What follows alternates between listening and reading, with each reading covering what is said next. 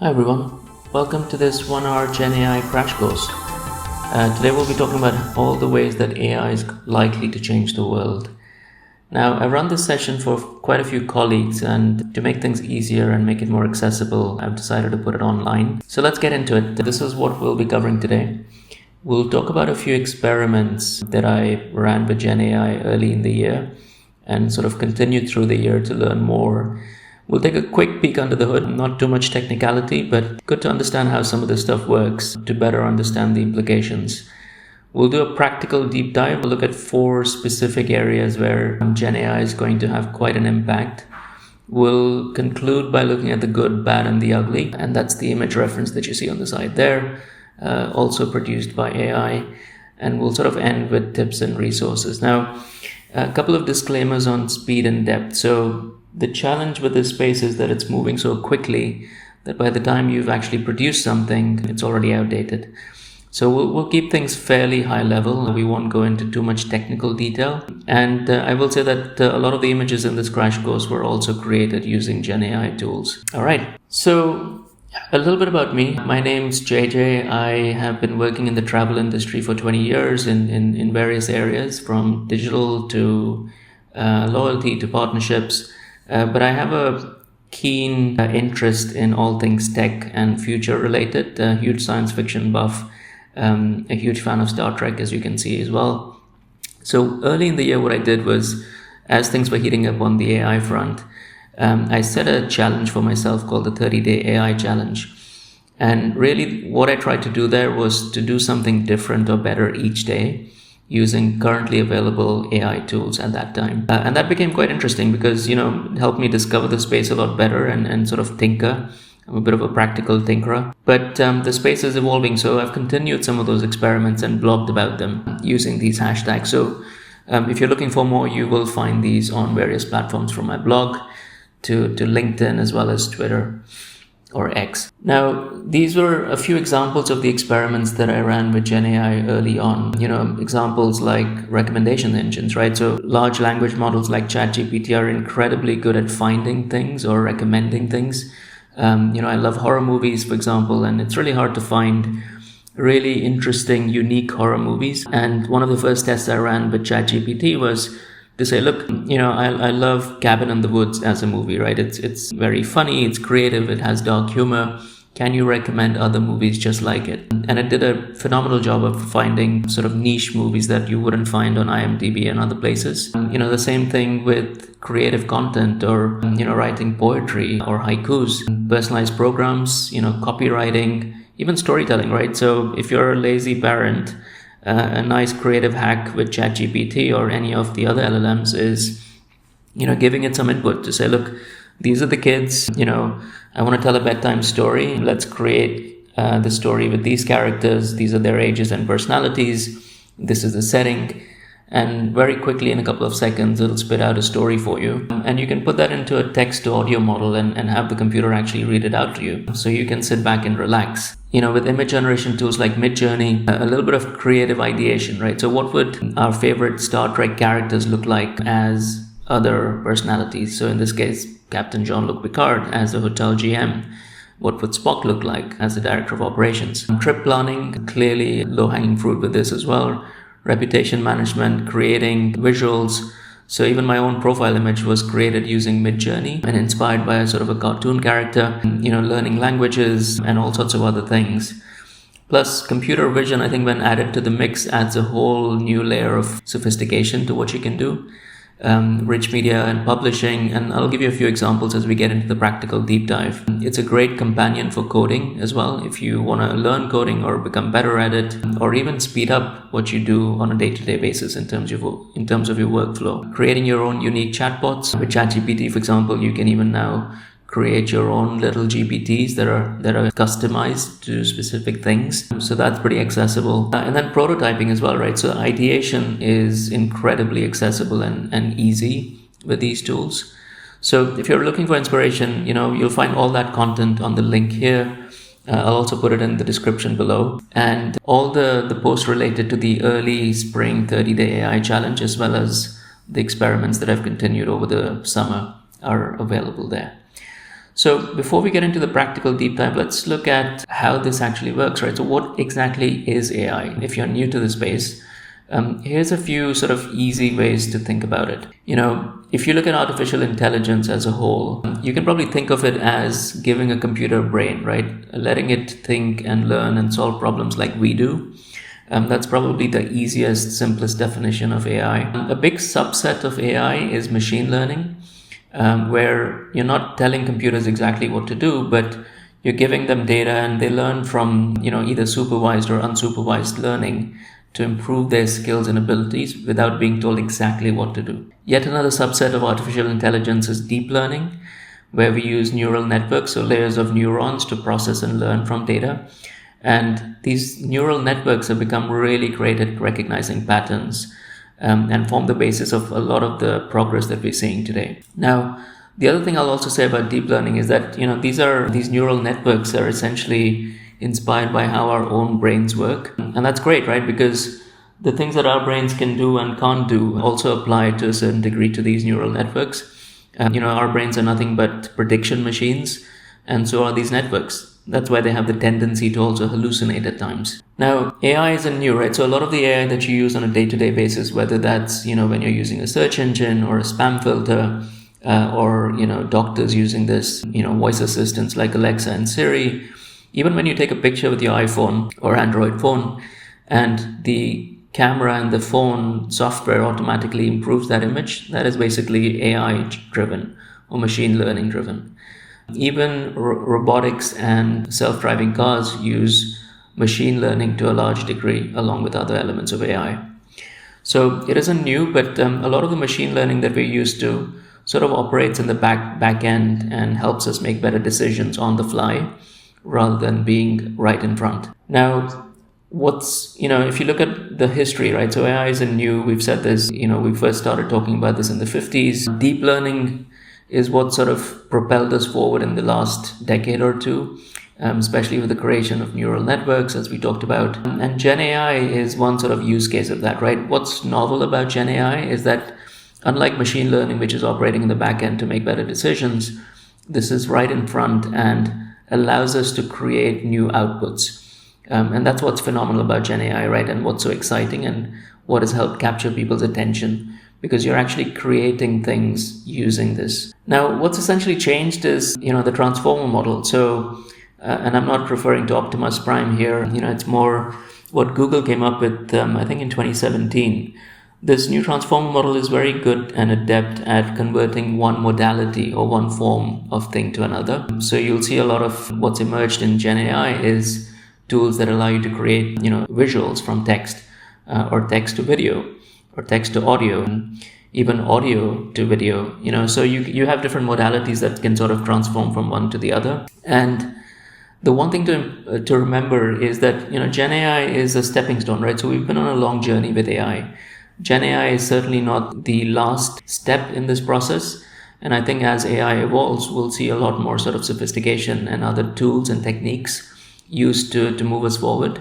Especially as we sort of endeavor to get towards artificial general intelligence or even a super intelligence. Now, there's a few ways to train your AI, right? And this is important to understand because it sort of helps you also figure out why these things work and how they work and why they fail. So one easy way to train your AI model is to hoover up all the information that you can find on the web for free. And a lot of these companies that are popular now, including OpenAI, did just that, right?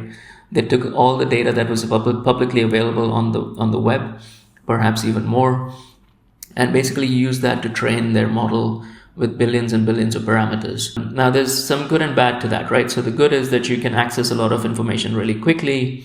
It's a lot of sort of representative information in terms of what's out there in the world.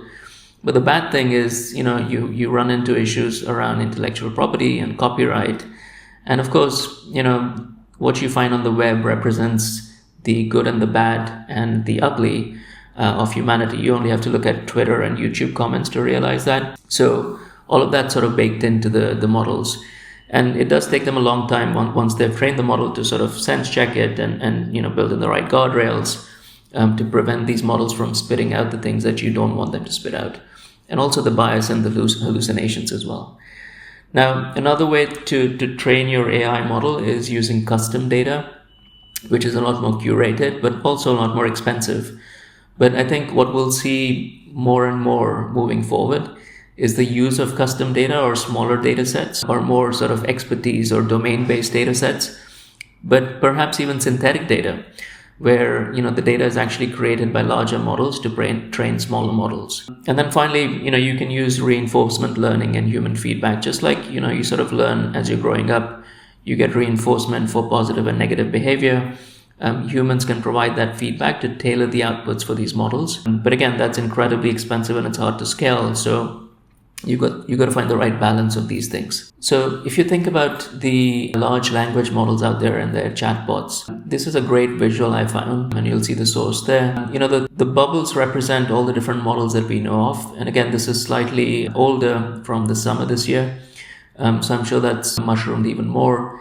The size of the bubbles show the number of parameters that were used to train these models. So at the upper end, you'll see GPT-4, probably in the 3 to 500 billion parameter space. And then, I think a lot of people forget that it's not just OpenAI in the game, right? Amazon's building their own models. The Chinese have probably 100 models in play. Google's doing their own thing. Meta has open sourced their model. Microsoft is doing their own thing besides working with OpenAI. You've got Anthropic that's got their model. And then a lot of these also have corresponding chatbots that you can interact with, because again, that's the most accessible way to engage with these models. So whether that's ChatGPT or Claude from Anthropic or Bard from Google, there's quite a few models and chatbots out there. And that number is just going to keep growing as we sort of evolve in this space. Now, what that's led to inevitably is an explosion in all the Gen AI tools and software out there. So it's not just the big players. Of course, Adobe came out with Firefly early and then sort of baked that into Illustrator and Photoshop and other tools and sort of made that available once it was out of beta. Microsoft introduced Copilot. Google AI has quite a few features that they baked into their core tools and platforms. But they also have Bard as a chatbot.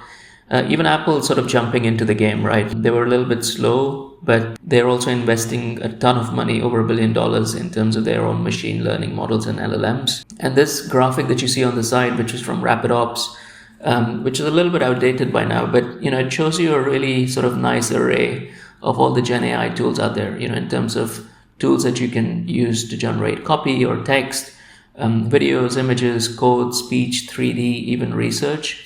And some of my favorite tools, if you're just getting started, a great place to start is, of course, ChatGPT, which is quite accessible and now also has quite a few features baked into the core model, which is, like DALL-E, which produces images, but you can now do that through ChatGPT using natural language. You also have advanced data analysis baked within that, so you can give it files and do sort of really sort of hardcore analysis using ChatGPT. If you're really into images and want to play around, Midjourney remains one of the best. You've also got Leonardo.ai and a few other tools out there. And in terms of video, Runway ML is developing quite fast. There's a few other tools there as well. But, video has some way to go still. But if we've seen the improvement in qualities over the last year just with Midjourney, I think it's just a matter of time over the next year or so that we'll see Runway and other tools drastically improve the quality of video that you see. All right, so now let's get into a practical deep dive. And I've sort of split this area into 4 different categories. The first of these categories is creativity. And I want to talk about how Gen AI is going to change the game in terms of how accessible the creative space has become. For somebody like me who's somewhat left-brained, I think this is phenomenal, right? Because it's broken down barriers and allowed me to do things that normally I wouldn't have been able to, either because of a lack of technical training or just because I'm not great at ideation. I may be good at processes, but I think Gen AI is going to change the game in terms of creativity. So one of the first examples I wanted to give you was of this little ebook. And one of the big regrets that I have is that I didn't learn about personal finance early on, and I wanted to change that for my kids and for others. And I've always wanted to create a free ebook for kids guiding them about the basics of money and personal finance. Now, I'm not an illustrator and not a phenomenal writer either. So this endeavor would have easily taken months or even years. But the cool thing was that using some of these tools like ChatGPT, Midjourney, etc., I was able to create this ebook in less than half a day. And make it available for free. And so I think that's the radical change I think we'll see in terms of what we can actually create. And some artists that are concerned about this sort of encroaching on their territory, I think are looking at it wrong, because it's going to help artists push the barriers and the frontiers as well. So a couple of examples on this front, right? If you take all those generative capabilities around text, audio, video, you can create a lot of compelling, rich media content, right? So in this example, I took Midjourney images, audio that was created by 11 Labs, and was able to create a recruitment ad for the hospitality industry, just using these tools.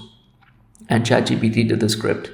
All I had to do was stitch these together in the right way in a video, and there you go. I had a advert at a fraction of the cost it would normally take, and in less than a couple of hours. And here's a preview of what that looked like. Nous créons des souvenirs. हम जुड़ते हैं. We inspire. Únete a nosotros. انضم إلينا. Unisciti a noi. 加入我们. Mach mit uns. Únete a nosotros. Unisciti a noi. Mach mit uns. Join us. The second example was, AI generated characters, right? Or AI personalities. Now, you may have seen this in play on character.ai, which is a hugely popular site where you can interact with various celebrities, etc., that have been created by other people. And basically what the bot does is it impersonates or takes on the style of that personality. Meta sort of took on that inspiration or that idea as well, and very recently launched different AIs for different things. So here you can see various celebrities like Paris Hilton or Kylie Jenner or even Snoop Dogg, taking on different personas and becoming a companion or a bot that can chat to you by adopting that personality. So I think we'll see more and more of this as we go along. And a great example that I found in the advertising space was from Cadbury, where in India, they created this ad with Bollywood superstar Shah Rukh Khan, and they went sort of one step beyond what you would normally see in this ad, right? So he created this great ad, but they wanted to scale this, and personalize and localize it really well. So they created this AI tool where the mom and pop shop around the corner could go in and put their name, and you would have a version of that ad with Shah Rukh Khan saying, look, here's this great shop that you can go to your corner street and basically shop at. So I think that's really incredible, because you can basically take something that is inherently one-to-many and scale it and almost sort of personalize it to the locale that you're in. And that was previously impossible to think of, right, without Gen AI. The second area that I want to dive into is the area of education and learning. And I think AI is going to change the game completely in this space. So a lot of wannabe investors probably have a copy of this book. It's called The Intelligent Investor. It was written by Ben Graham quite a while ago. And Ben Graham is Warren Buffett's mentor almost, right, in terms of value investing. Now, the challenge is, I've had this book for many, many years and just haven't had the chance to read it because it's incredibly dry and boring. And the cool thing is, I was able to go into ChatGPT and say, look, I haven't read this book, but I'd love to know what the key takeaways are. Can you help me with that? And again, in a matter of seconds, ChatGPT was able to spit that out for me. But here's where it sort of gets interesting, right? And you can be very iterative about this and build on it. So the next thing I asked ChatGPT was, okay, thank you for the insights. What I would love is, 10 practical tips that I can employ on a daily basis that are inspired by the lessons in this book, and explain it to me like I was 12 years old. And again, it took a few seconds and ChatGPT was able to produce that. You could then take it even one step further, where I said, okay, that's really helpful. Can you now take the learnings from this book and, create a rap song inspired perhaps by Eminem? And again, in a matter of seconds, I had a rap song that sort of summed up what the intelligent investor had to offer. Now, the cool thing is you could even take that rap song and put it into another tool like Suno, and actually have a rapper sing this for you, completely generated by AI. So have a listen. Yo, listen up, it's time to learn. Investors the game. I'm here to tell you about being, I'm a legend in this name. He wrote a book called The Intelligent Investor. Filled with knowledge and wisdom, it's like a treasure, no Chester.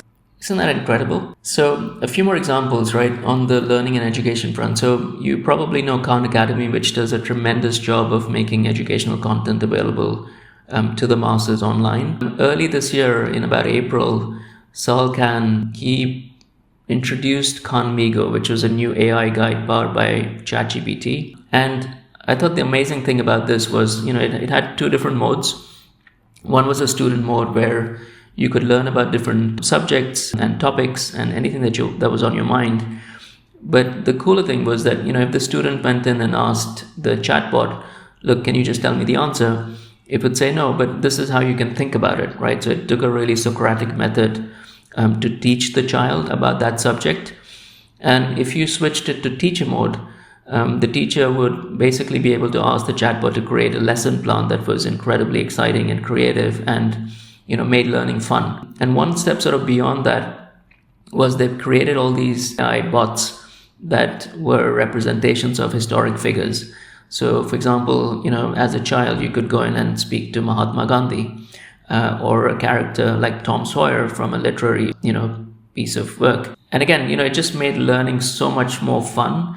That you can actually converse with these historical figures or characters and actually ask what was going on with them. So again, that's a game changer in terms of education. Another way that you could use Gen AI tools like chatbots or LLMs is use it as a personal coach or a buddy to talk about something. Two examples where I sort of leveraged this was, one was to learn languages, where I said to ChatGPT, look, speak as, adopt the role of a native German language speaker and help me sort of become better at my basic German.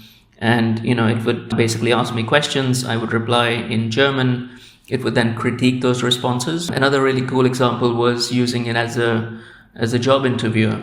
So I gave it a fictional resume as well as a fictional job and said, can you perhaps interview me for this job? And, ask me one question at a time. I will reply. And then after each reply, I want you to critique my responses and tell me what I could have done better. And again, he was very, very adept at doing that. So it's almost like having your own personal, almost free coach at anything that you want to accomplish, whether it's learning new things or even as a mental health coach.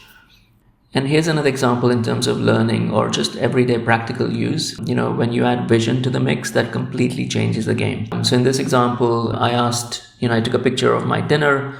And, I'd created a custom GPT that sort of helps me with nutrition and health advice based on specific goals that I've specified. So in this case, I said, look, based on what you know about my goals, how much of this mushroom pizza can I actually eat? So, in true sort of super geek fashion, which is what I named the GPT, it said, look, the mushroom pizza looks tempting, but let's focus on your goals. You want to maintain your weight and reduce body fat. So probably if it's a standard size pizza, I'd recommend sticking to just one or two slices. So again, super easy and super fun, and you can actually use this on a practical everyday basis as well. So the third area that I want to talk about in terms of where AI is going to be a game changer is in terms of productivity. So here's an example of my using ChatGPT and advanced data analysis to analyze a bunch of hotel reviews. So I took a publicly available data set of hotel reviews from London. This was, I think, about 260,000 reviews, and basically took that in a file and gave it to ChatGPT and said, look, let's see what we can do in terms of exploratory analysis as well as visualizations. And then we sort of went, 1, 2, 3, 4, 5 steps deeper with each iteration and said, okay, so, what are the top hotels in the market? What are the worst hotels? If you look at the top hotels, what do people really love? What could be improved even further? Can you do a word cloud for me? If you look at specific nationalities, what are their favorite hotels and where are they located in the city? Can you map that out for me on a map of London?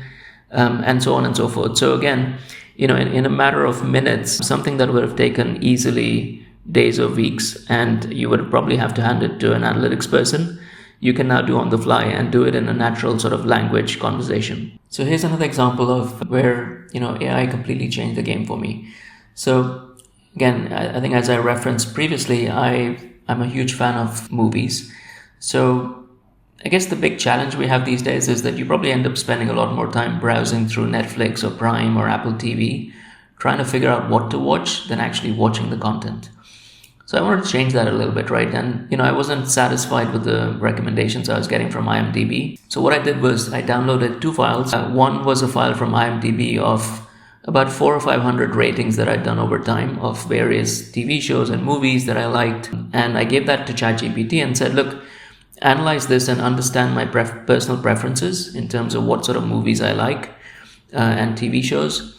And then separately, I took a file, an export from IMDb of a couple of million titles, stripped out all the stuff that wasn't really relevant or was too old or too new, didn't have ratings, and sort of whittled that down and gave the sort of tweaked file to ChatGPT and said, okay, here's a longer list of titles.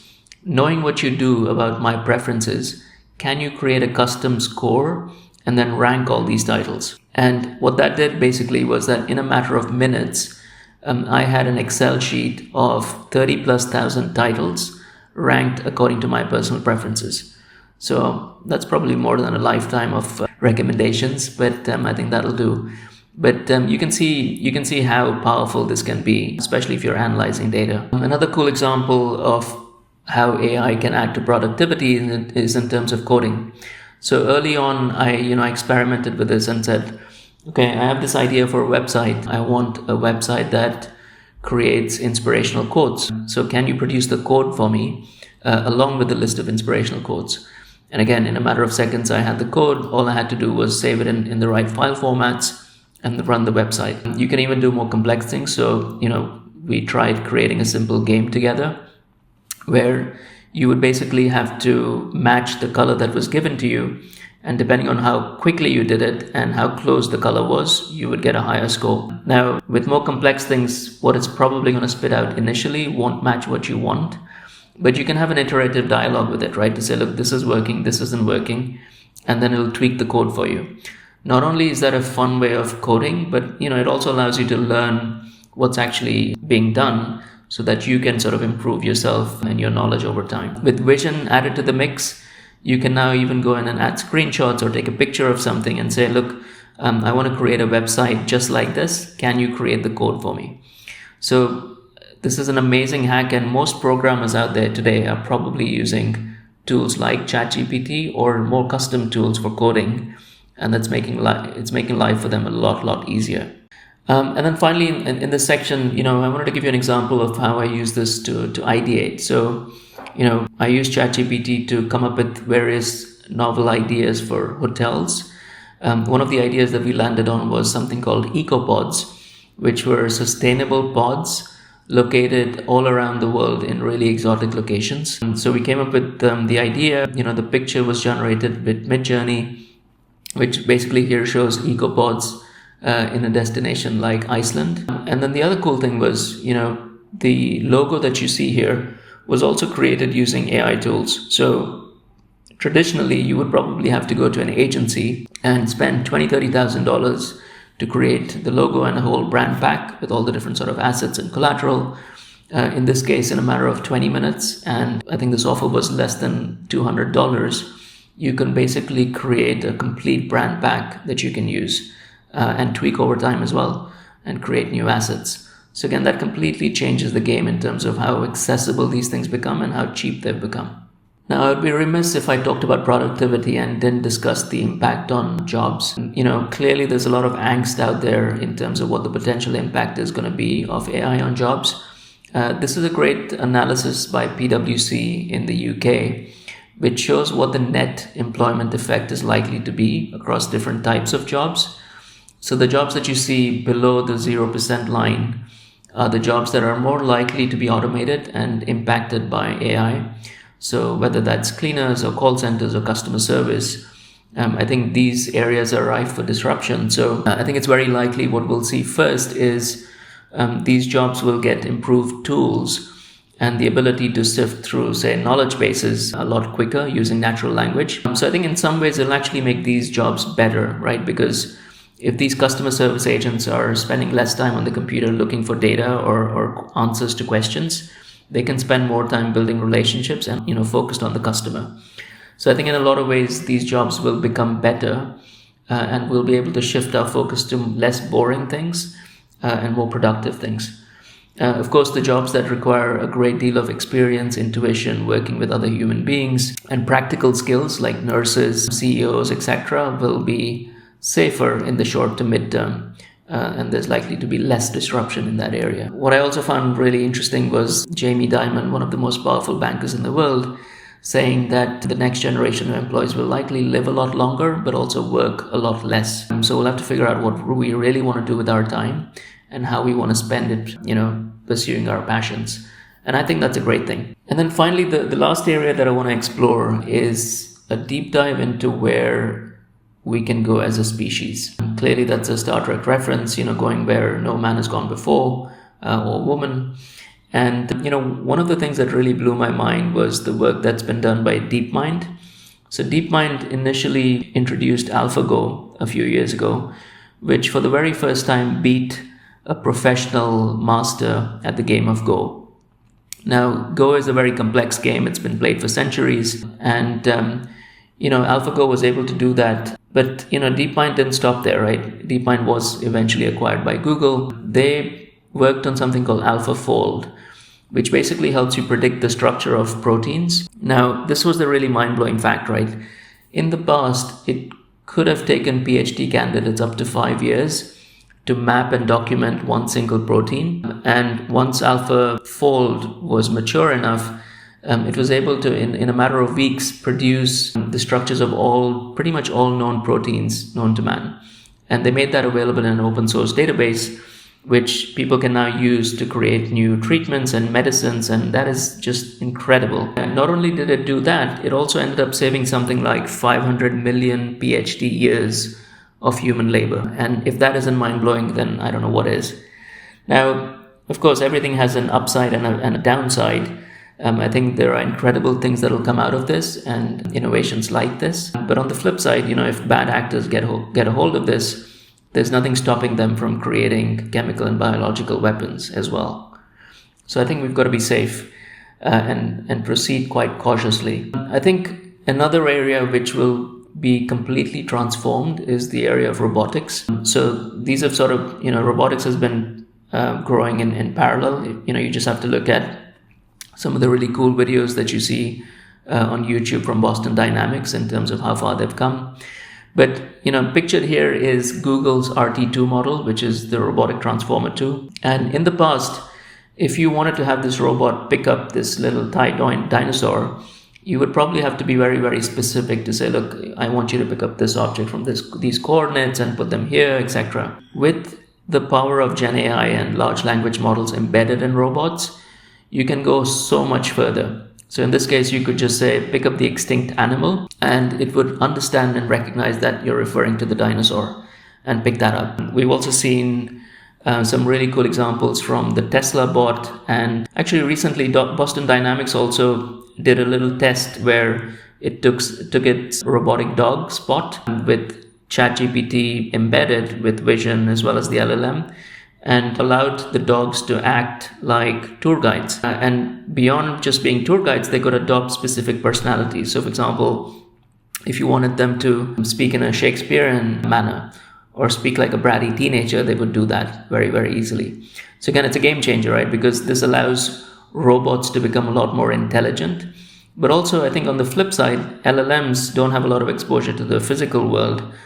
So it can also make LLMs a lot better at understanding the physical world.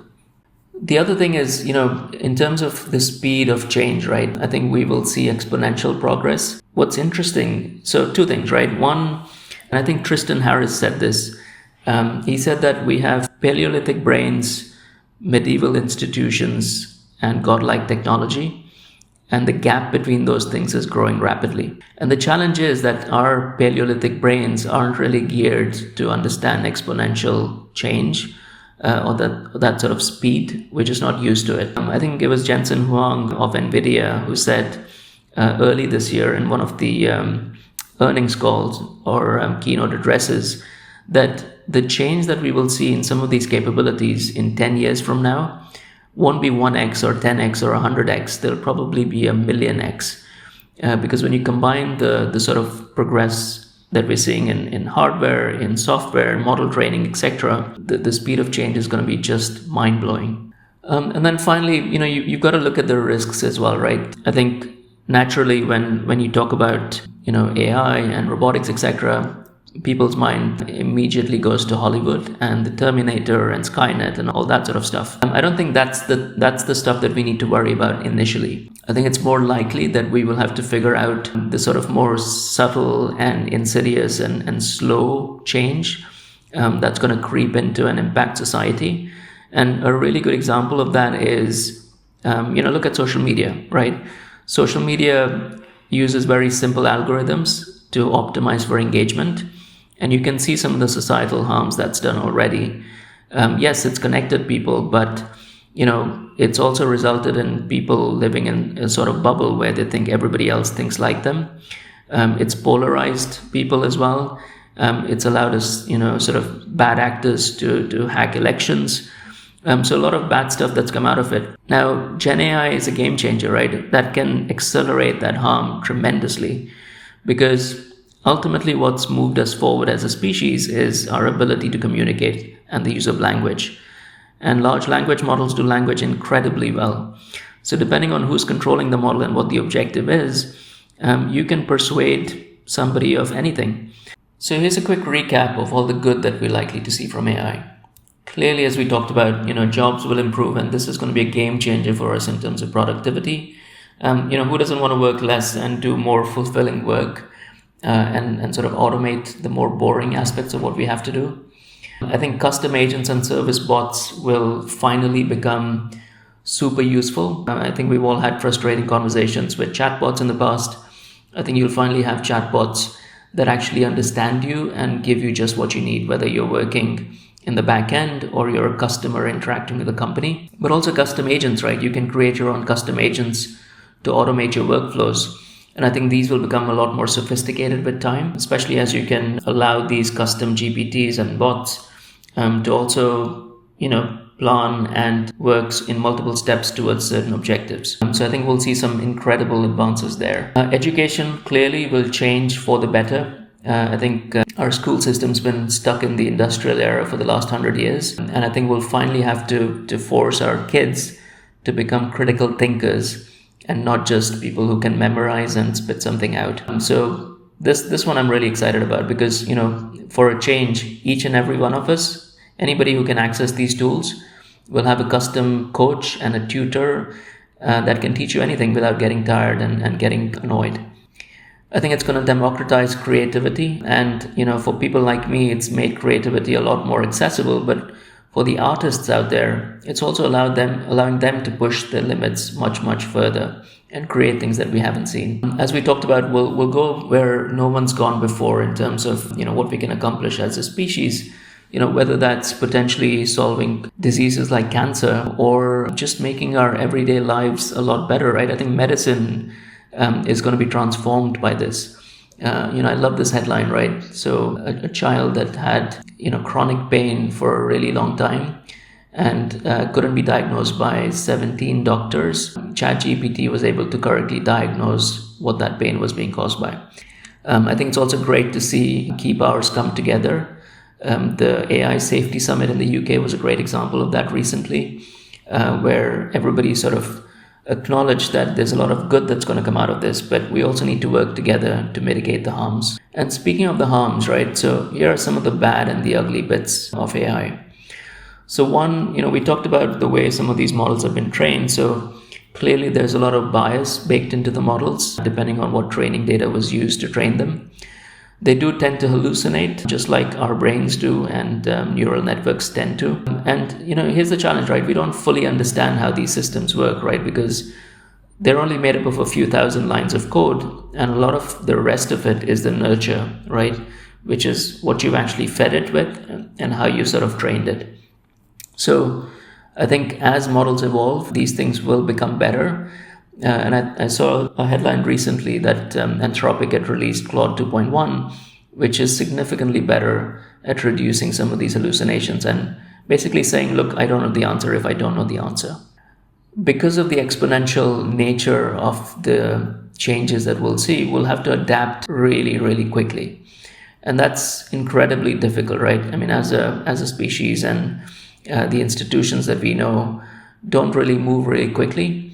So we will have to move, we'll have to find ways to get people to understand what's coming and adapt to the changes as well. I think clearly there's a lot of potential with AI to create deepfakes. You only need about 3 seconds of audio to clone somebody's voice now. So we will see sort of an acceleration of spam and scams. We're already seeing that. Here's a headline that sort of proves that. But we'll all have to become a lot better at understanding what's real and what's fake. It will be very, very hard to trust our senses moving forward. Clearly, another area is the area of global security, privacy, and IP. You may have seen quite a few lawsuits out there in terms of artists and authors suing these companies, saying that they've used their content without permission. And so far, a couple of these cases have been tossed out, but we will have to find the balance in terms of how people get rewarded for their intellectual property. Privacy, of course, is a key concern. And, machine learning and other techniques are already used by various governments to keep tabs on their people. So with Gen AI and with new techniques, I think these things will become a lot more worrisome.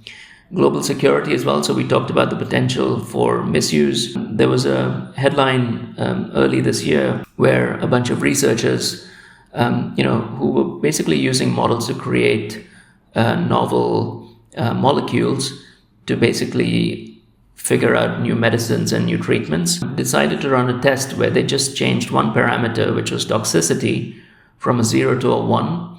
And in a matter of 6 hours, they were able to produce 40,000 new molecules that we hadn't seen before that were incredibly toxic, more toxic than some of the worst poisons that we are aware of.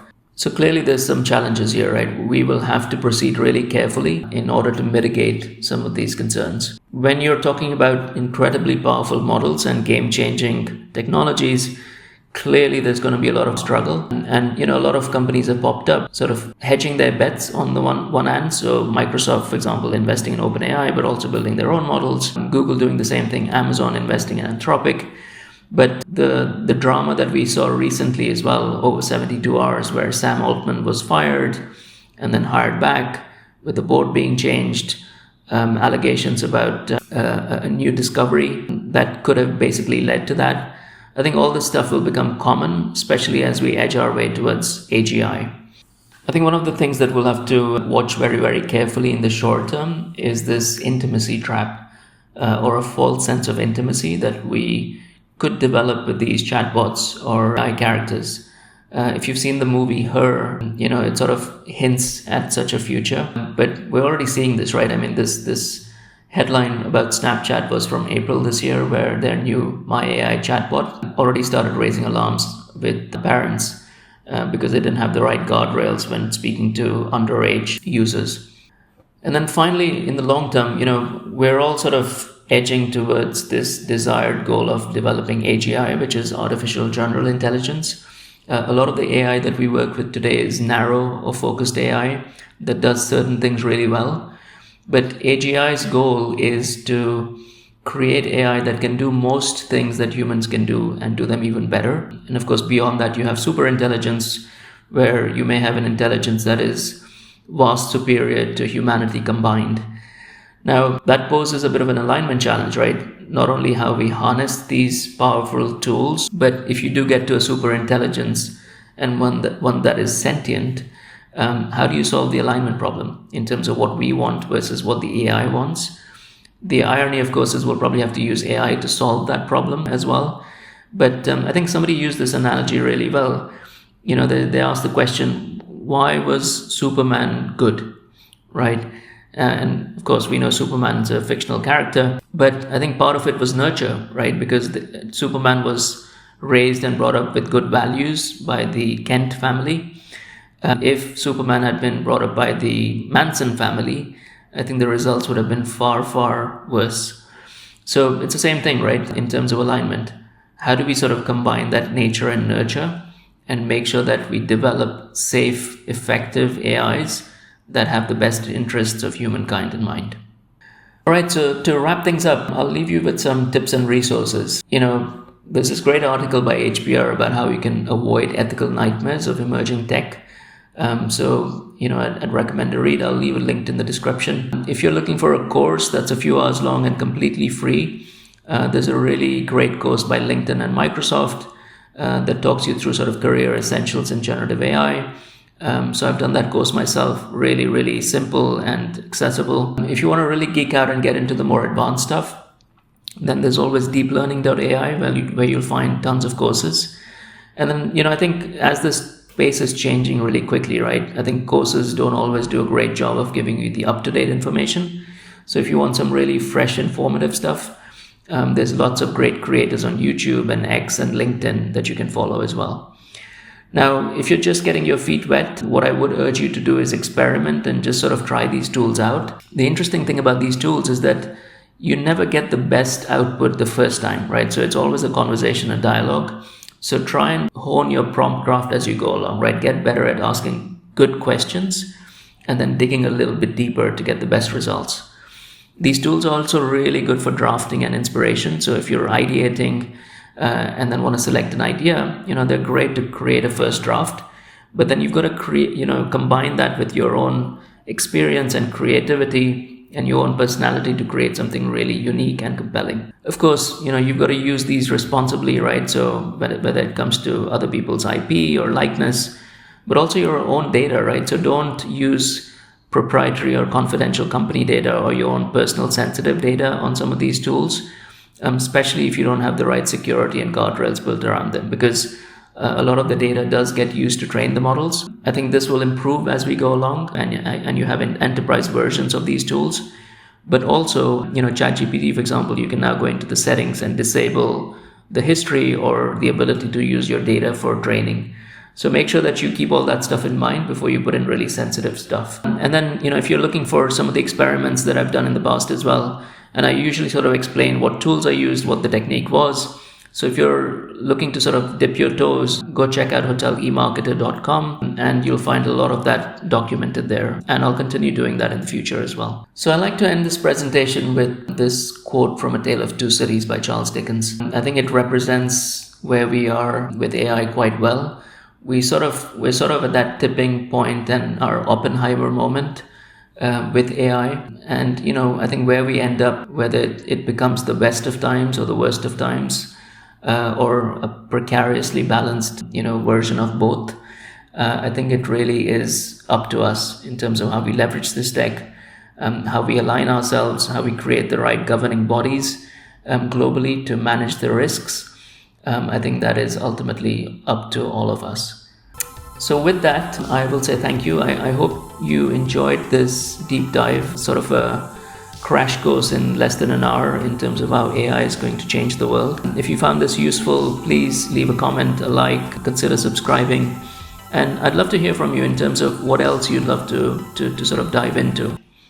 Thank you and have a great day.